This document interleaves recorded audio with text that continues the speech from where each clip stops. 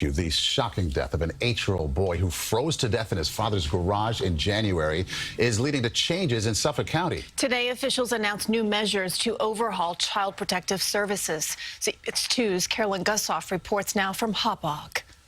Our community's collective heart was broken. The task force investigating the case of Thomas Valva unveiled its recommendations. The child left in a freezing garage allegedly by his father. The death unearthed a shocking litany of missed cues, suspected child abuse for years.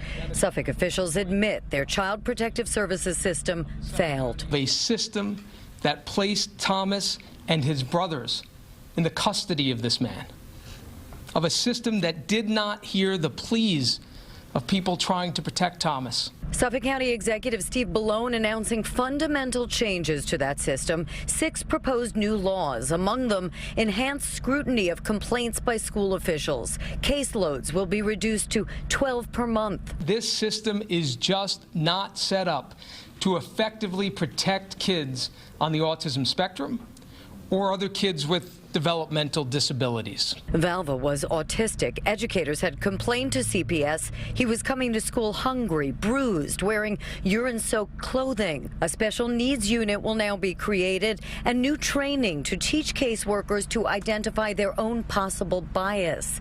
The accused father was a police officer. CPS will never operate the same way again, and that is appropriate, because what happened to Thomas Valva can never happen again. Additional staff will be hired, but doesn't the public deserve to know specifically what went wrong, how so many red flags were ignored, especially from educators in his case? Yeah, absolutely. Bellone says specifics are still being reviewed by the state. Legislators are calling for an independent investigation. And if in fact they found out this was wrongdoing, people should be fired and the commissioner should resign. The county executive says the proposals are just the beginning of systemic change. The work will continue.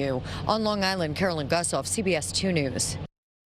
Valva's mother said in a statement that the changes are unacceptable. She wants the bill to include a requirement that all CPS and all court interactions with children be videotaped, which she says is needed to combat corruption. Her complete statement can be found at cbsnewyork.com.